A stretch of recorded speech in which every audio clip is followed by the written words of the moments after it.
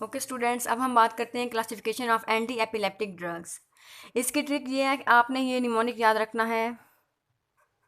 भाई साहब तो बड़े भाइयों को कह देते हैं ना कि एल्डर ब्रदर्स को, तो आपने उस सेंस में ये भाई साहब याद रखना है। ये बहुत शॉर्ट फॉर्म है और इजी फॉर्म है, इससे आपको एंटी एपिलेप्टिक ड्रग्स नहीं भूलेंगी। अब हम देखते हैं इनसे कौन कौन सी ड्रग्स बनती हैं। बी से बारबिचुरेट्स, बारबिचुरेट्स। इससे क्या बनता है? हाइडेंटॉइंस, हाइडेंटॉइंस। ए से क्या बनता है? Aliphatic carboxylic acid, aliphatic carboxylic acid. I से क्या बनता है? इम्यूनोस्टिलबीन्स, इम्यूनोस्टिलबीन्स। अब एस से क्या बनता है? एस से बनता है सक्सिनिमाइड्स, सक्सिनिमाइड्स। ए से adjuvant newer compounds, newer compounds.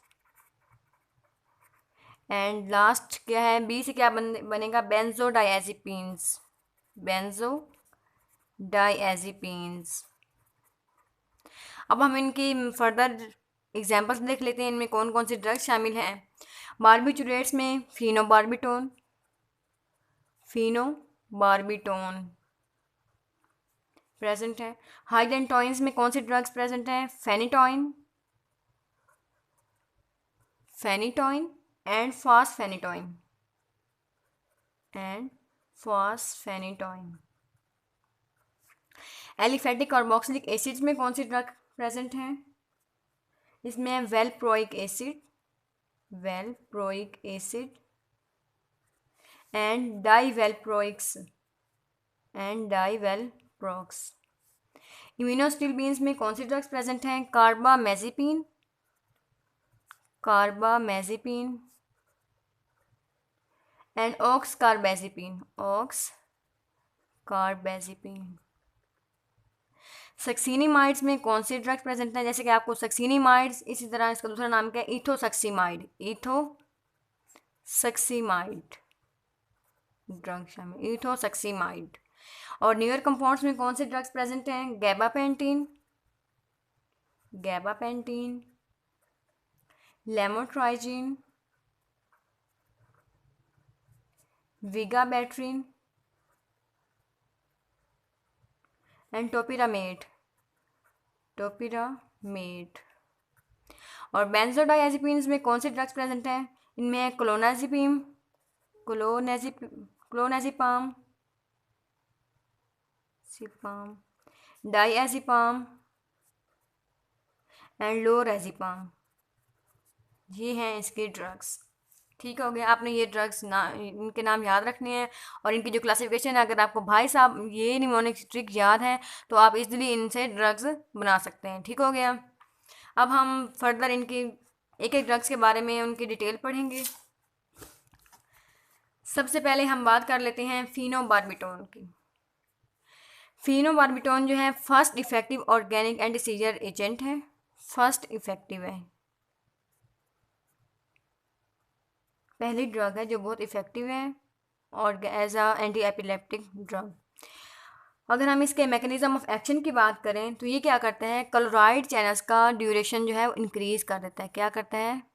Duration of chloride channels increase कर देता है। ठीक हो गया।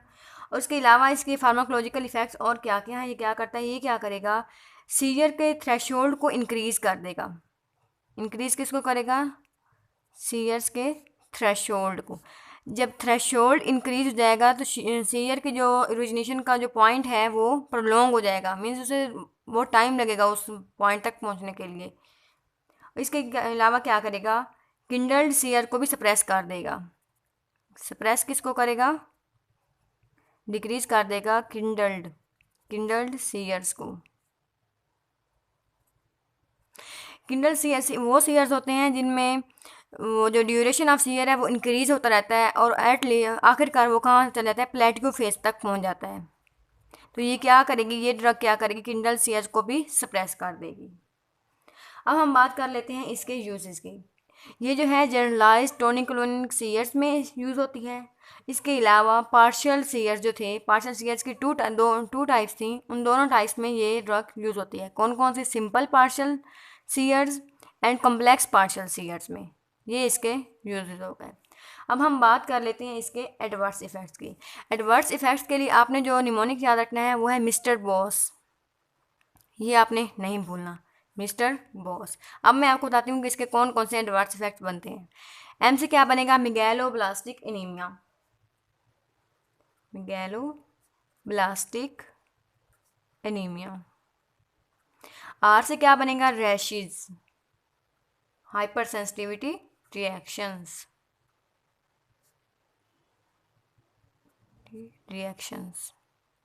बी से क्या बनेगा, behaviour abnormalities, behaviour abnormalities.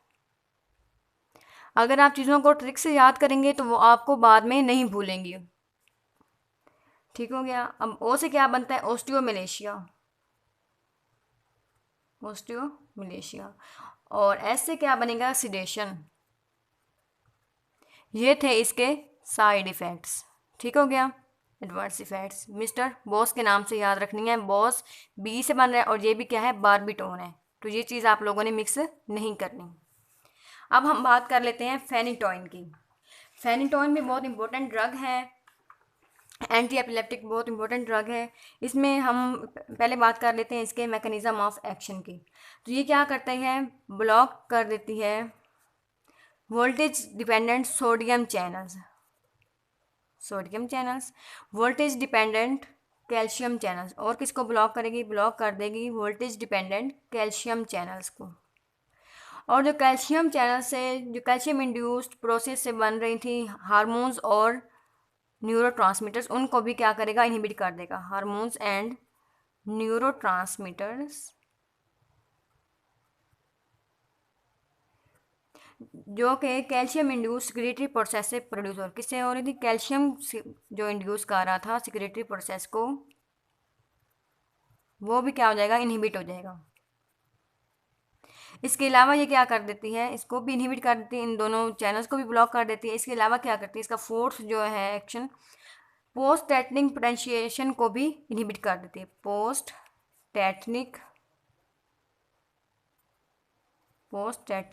Potentiation PTP, post tetanic potentiation को भी क्या करती है, इनहिबिट कर देती है, इसको भी इनहिबिट कर देती है। अब हम बात कर लेते हैं इसके यूजेस की। तो ये कहाँ यूज़ होती है, जनरलाइज टोनिक-क्लोनिक सीयर्स में, जनरलाइज टोनिक-क्लोनिक सीयर्स में, स्टेटस एपिलेप्टिकस में, स्टेटस एपिलेप्टिकस। स्टेटस एपिलेप्टिकस वो स्टेट है जिसमें जो एपिलेप्सी के जो सीयर्स हैं वो 30 मिनट्स या फिर उससे ज़्यादा तक उनका ड्यूरेशन होता है। ठीक हो गया। इसके अलावा ये कहाँ यूज़ होती है, ट्राइजेमिनल न्यूरैल्जिया में। ठीक हो गया। अब हम बात कर लेते हैं इसके एडवर्स इफ़ेक्ट्स की। फिनोबार्बिटॉन्स में मैंने आपको बताया था मिस्टर बॉस से इसका एडवर्स इफेक्ट्स याद रखने हैं, और फेनिटोइंस में क्या करना है, मिस्टर शेफ से याद रखनी है, मिस्टर शेफ। ठीक हो गया। अब मैं आपको बताती हूँ इससे कौन कौन से एडवर्स इफेक्ट बनते हैं। ये दोनों सेम है, मेगैलोब्लास्टिक एनीमिया एंड रैशेस, वो फिनोबार्बिटॉन्स में भी थे और फेनिटोइंस में भी यही है। अब हम बात कर लेते हैं सी से क्या बनता है, कोग्निटिव इम्पेयरमेंट, कोग्निटिव इम्पेयरमेंट। और ए से क्या बनता है, ए से बनेगा hypertrophy of gums and hyperplasia of gingiva. इसके अलावा ई से क्या बनेगा, एक्सासर्बेट्स एब्सेंस सीयर्स को क्या करते हैं, ज़्यादा कर लेता है, एक्सासर्बेट्स कर देता है, उसको ट्रीट नहीं करता बल्कि उसकी और वर्स कर देता है, किसको, एब्सेंस सीयर्स को। तो मतलब ये कि एब्सेंस सीयर्स में ये ड्रग्स यूज़ नहीं करनी। एंड एफ से क्या बनता है, fetal hydantoin syndrome, fetal hydantoin syndrome. ठीक हो गया। मिस्टर शेफ, मिस्टर एम से क्या, megaloblastic anaemia, rashes, cognitive impairment, gums hypertrophy, gingival hyperplasia, exacerbation of absence seizures and fetal hydantoin syndrome. ये आपने मिक्स नहीं करने, वो था मिस्टर बॉस, बी था उस बॉस में भी और बारबी टोन में भी बी था, और ये फेनिटॉइन है इसलिए इसका निमोनिक क्या है, मिस्टर शेफ। अब हम बात कर लेते हैं इसके एडवर्स इफेक्ट, इसके ड्रग इंट्रैक्शन की। ड्रग इंट्रैक्शन में ये है कि फेनिटॉइन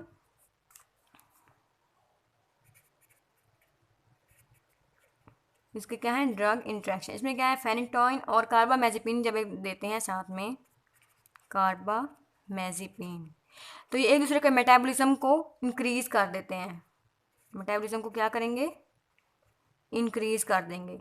लेकिन जब वारफेरिन देंगे या फिर आइसोनियाजिड देंगे फेनिटॉइन के साथ, वारफेरिन या फिर आइसोनियाजिड, तो ये क्या करेंगी, मेटाबॉलिज्म को डिक्रीज कर देंगी। ये थी हमारे पास दो ड्रग्स, फिनोबार्बिटोन एंड फेनिटॉइन, और फर्दर ड्रग्स हम नेक्स्ट पार्ट में करते हैं।